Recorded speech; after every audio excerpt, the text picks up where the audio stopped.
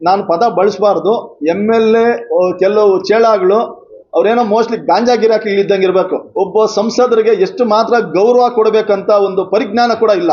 ಪೆದವು ದಾಟಿತೆ ಪೆನಗೊಂಡ ದಾಟ್ತದೆ ಅಂತ ಈಗ ಇನ್ನ ಕಣ್ಣು ಈಗ ಬಿಡ್ತಾ ಇದ್ದೀರಾ 3 ಅಧ್ಯಕ್ಷರುಗಳು. ಏಸಾಕೋಟೆಕ್ ಆರ್ಒ ವಾಟರ್ ಪ್ಯೂರಿಫೈರ್ಸ್ ಅಂತ ಹೇಳ್ಬಿಟ್ಟು ಹೋಲ್ಸೇಲ್ ದರದಲ್ಲಿ ಚಿಕ್ಕಬಳ್ಳಾಪುರದಲ್ಲಿ ಪ್ರಪ್ರಥಮ ಬಾರಿಗೆ 5,500ಕ್ಕೆ ವಾಟರ್ ಪ್ಯೂರಿಫೈರ್ ಲಭ್ಯ ಇದೆ. 5,500 ಇಂದ ಇಲ್ಲಿ ನಮ್ಮ ಅಂಗಡಿಯಲ್ಲಿ RO UV UF TDS ಖಾಲಿ 5,500ಕ್ಕೆ ಬರುತ್ತೆ. ನಮ್ಮ ಅಂಗಡಿಯಲ್ಲಿ ಬನ್ನಿ. ನಮ್ಮ ಲೊಕೇಶನ್ ಬಂದು ಏಸಾಕೋಟೆಕ್ ಕೆನರಾ ಬ್ಯಾಂಕ್ ಆಪೋಸಿಟ್ ಅಲ್ಲಿ ಆಂಬೂರ್ ದಮ್ ಬಿರಿಯಾನಿ ಪಕ್ಕದ ರೋಡ್ ಅಲ್ಲಿ 2ನೇ ಅಂಗಡಿ ಬರುತ್ತೆ. ನಿನ್ನೆ ತಾನೆ ಅವರು ನಮ್ಮ ನಾಯಕರ ವಿರುದ್ಧ ಒಂದು 2-3 ಒಂದು ವಿರುದ್ಧವಾಗಿ ಮಾತಾಡ್ತಾರೆ. ಏನೋ ನಮ್ಮ ಸಂಸದರು ಏನು ಅವರ ಅವಧಿಯಲ್ಲಿ ಕೆಲಸ ಮಾಡಿದ್ದಾರೆ ಅಂತ. ಇವತ್ತು ಚಿಕ್ಕಬಳ್ಳಾಪುರ ಏನಾದರೂ ಅಭಿವೃದ್ಧಿ ಆಗ್ಬೇಕಂದ್ರೆ ನಮ್ಮ ನಾಯಕರ ಕಾರಣ. ಇವತ್ತು ಮೆಡಿಕಲ್ ಕಾಲೇಜ್ ತಂದಿರೋ ಆಗ್ಬೋದು, ಕೆರೆಗಳು ನೀರು ತುಂಬಿಸಿರೋದು ಆಗಿರ್ಬೋದು, ಮತ್ತು ನಗರಕ್ಕೆ ಸುಮಾರು ಕೋಟ್ಯಾಂತರ ರೂಪಾಯಿ ಅನುದಾನ ತಂದಿರ್ತಕ್ಕಂಥ ಆಗಿರ್ಬೋದು. ಇವತ್ತು ಸುಮಾರು 28,000ಕ್ಕೂ ಹೆಚ್ಚು ಬಡವರಿಗೆ ನಿವೇಶನ ಕೊಟ್ಟಿರತಕ್ಕಂಥ ಆಗಿರ್ಬೋದು. ಮತ್ತು ಎಲ್ಲ ಹಳ್ಳಿಗಳಿಗೂ CC ರಸ್ತೆಯಿಂದ ಮಾಡಿರ್ತಕ್ಕಂಥದ್ದಾಗಿರ್ಬೋದು, ಮತ್ತು ಮನೆಗಳು ಕಟ್ಕೊಟ್ಟಿರ್ತಕ್ಕಿರ್ಬೋದು. ಈ ವಿಚಾರಗಳನ್ನು ತಮ್ಮ ಮುಖಾಂತರ ಒಂದು ಸರ್ಕಾರಕ್ಕೆ ಒಂದು ಗಮನಕ್ಕೆ ತರಕ್ಕಂಥ ಪ್ರಯತ್ನ ಮಾಡಿದ್ರು. ಇವತ್ತು ಅದು ವಿಚಾರವಾಗಿ ಅವ್ರ ನೋವು ತಡ್ಕೊಳಕ್ಕಾಗ್ದಿರ ಇವತ್ತು ಏನು MLA ನಾನು ಪದ ಬಳಸಬಾರ್ದು, MLA ಕೆಲವು ಚೇಳಾಗಳು ಅವ್ರೇನೋ ಮೋಸ್ಟ್ಲಿ ಗಾಂಜಾ ಗಿರಾಕಿಗಳಿದ್ದಂಗೆ ಇರಬೇಕು. ಒಬ್ಬ ಸಂಸದರಿಗೆ ಎಷ್ಟು ಮಾತ್ರ ಗೌರವ ಕೊಡಬೇಕಂತ ಒಂದು ಪರಿಜ್ಞಾನ ಕೂಡ ಇಲ್ಲ. ನಾವು ಸಾಕಷ್ಟು ದಿನ ಹಿಂದೆ ನಾವು ಇದು ಪ್ರೆಸ್ ಮೀಟ್ಗಳು ಬೆಳೆಸ್ಕೊಂಡು ಹೋಗೋದು ಬೇಡ, ನಾವು ಮಾತಾಡೋದು ಬೇಡ, ಚಿಕ್ಕಬಳ್ಳಾಪುರ ಅಭಿವೃದ್ಧಿ ಆಗಲಿ. ಇವತ್ತು ಒಬ್ಬ ವ್ಯಕ್ತಿಗೆ ಚಿಕ್ಕಬಳ್ಳಾಪುರ ಜನ ಅವಕಾಶ ಮಾಡಿಕೊಟ್ಟಿದ್ದಾರೆ. ಅಭಿವೃದ್ಧಿ ಮಾಡಬೇಕು, ಚಿಕ್ಕಬಳ್ಳಾಪುರ ಅಭಿವೃದ್ಧಿ ಮುಂದಕ್ಕೆ ತೊಗೊಂಡು ಹೋಗ್ಬೇಕು. ಇವತ್ತು 10 ವರ್ಷ ಹಿಂದಕ್ಕೆ ಹೋಗಿದೆ. ಏನು ನಮ್ಮ ನಾಯಕರು ಡಾಕ್ಟರ್ ಸುಧಾಕರ್ ಅವರು ಅವಧಿಯಲ್ಲಿ ಏನು ಅಭಿವೃದ್ಧಿ ಮಾಡಿದಾರೋ, ಅವರು ತಂದಿರ್ತಕ್ಕಂಥ ಅನುದಾನಗಳೇನಿದೋ ಇವತ್ತವರೆಗೂ ಅದೇ ಅನುದಾನಗಳು ಖರ್ಚಾಗ್ತಾ ಇದೆ. ತಿರ್ಗಾ UGD ಬಗ್ಗೆ ನೆನ್ನೆ ಮಾತಾಡಿದ್ದಾರೆ. ಇವತ್ತು ಚಿಕ್ಕಬಳ್ಳಾಪುರ UGD ಮಾಡಿ ಸುಮಾರು 15 ವರ್ಷ ಆಗಿದೆ. ಅದು ಅವಾಗಿರ್ತಕ್ಕಂಥ ಪಾಪ್ಯುಲೇಷನ್ ಅನುಗುಣವಾಗಿ ಅವಾಗ ಕಾಮಗಾರಿ ಆಗಿರೋದು. ಈಗ ಪಾಪ್ಯುಲೇಷನ್ 1:ಡಬಲ್ ಆಗಿದೆ.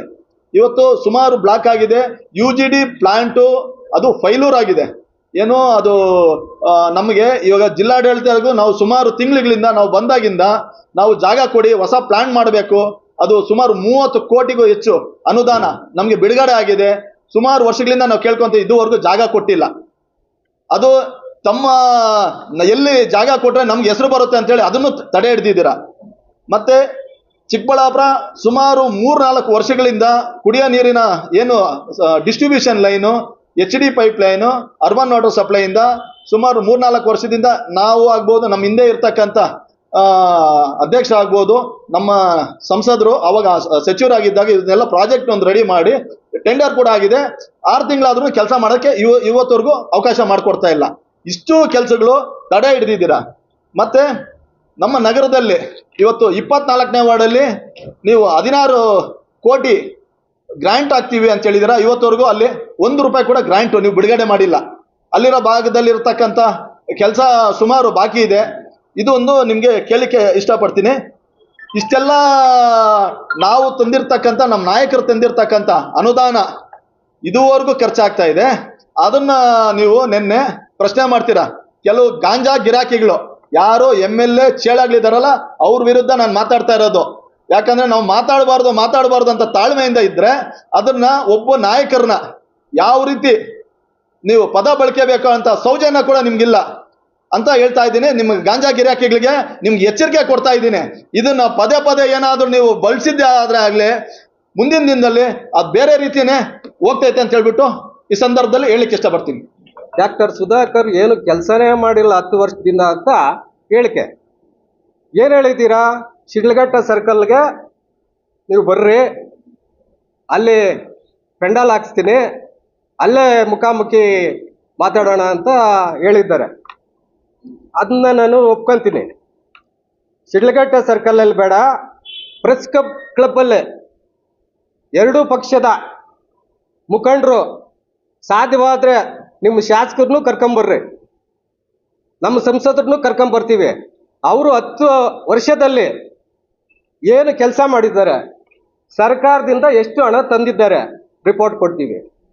ನಿಮ್ಮ ಅವಧಿಯಲ್ಲಿ 2 ವರ್ಷ ಆಯ್ತು. ಕನಿಷ್ಠ 50ರಿಂದ 100 ಕೋಟಿ ಕೆಲಸ ಏನಾದರೂ ತಂದಿದ್ರೆ ಆ ಪ್ರೋಗ್ರೆಸ್ ರಿಪೋರ್ಟ್ ನೀವು ಕೊಡ್ರಿ. ಇಲ್ಲಾಂದ್ರೆ ನಮ್ಮ ಅಂದಿನ ಶಾಸಕರು ಈಗಿನ MP ಗಳು ಎಷ್ಟು ಕೆಲಸ ಚಿಕ್ಕಬಳ್ಳಾಪುರಕ್ಕೆ ಮಾಡಿದ್ದಾರೆ, ಮತ್ತೆ ಎಷ್ಟು ಸಾವಿರ ಕೋಟಿ ಹಣವನ್ನ ಇಲ್ಲಿ ತಂದಿದ್ದಾರೆ, ನಾವು ರಿಪೋರ್ಟ್ ಕೊಡ್ತೀವಿ. ಇದಕ್ಕೆ ಚಾಲೆಂಜ್.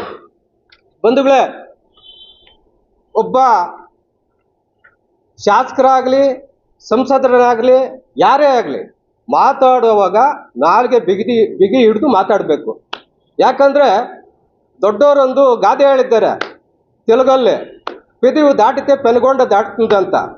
ಅದು ಬಹಳ ಸ್ವಚ್ಛತೆಯಾಗಿರ್ಬೇಕು. ಯಾಕಂದ್ರೆ ಈಗ ಇನ್ನ ಕಣ್ಣು ಈಗ ಬಿಡ್ತಾ ಇದ್ದೀರಾ 3 ಅಧ್ಯಕ್ಷರುಗಳು, ಇನ್ನ ಈಗ ಕಣ್ಣು ಬಿಡ್ತಾ ಇದ್ದೀರಾ.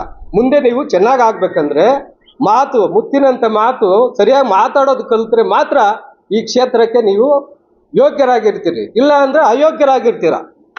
ನಾವು ನಿಮ್ಮ ಶಾಸಕರನ್ನ ಮಾತಾಡ್ಬೇಕಂದ್ರೆ ನಮಗೆ ನಿಜವಾಗ್ಲೂ ನಮಗೆ ಎಲ್ಲೋ ಒಂದು ಕಡೆ ಗೌರವ ಕೊಡ್ಬೇಕನ್ಸ್ತದೆ. ಆದ್ರೆ ನಿಮ್ಮ ಒಂದು ಮಾತಿನಿಂದ ನಮ್ಗೆಲ್ಲ ಒಂದು ಕಡೆ ಆ ತಾಳ್ಮೆಯನ್ನ ನಾವು ಕಳ್ಕೊಳ್ಳುವಂತ ಕೆಲಸ ನೀವೇ ಮಾಡ್ತಾ ಇದ್ದೀರಾ. ಇದನ್ನ ಬಿಡಬೇಕು. ಮುಂದಿನ ದಿನಗಳಲ್ಲಿ ನೀವು ಒಳ್ಳೆ ರೀತಿ ಕೆಲಸ ಮಾಡಿದ್ರೆ ನಿಮಗೆ ಗೌರವ ಖಂಡಿತವಾಗೂ ಈ ಒಂದು ಕ್ಷೇತ್ರದ ಜನ ಗೌರವ ಕೊಡ್ತಾರೆ.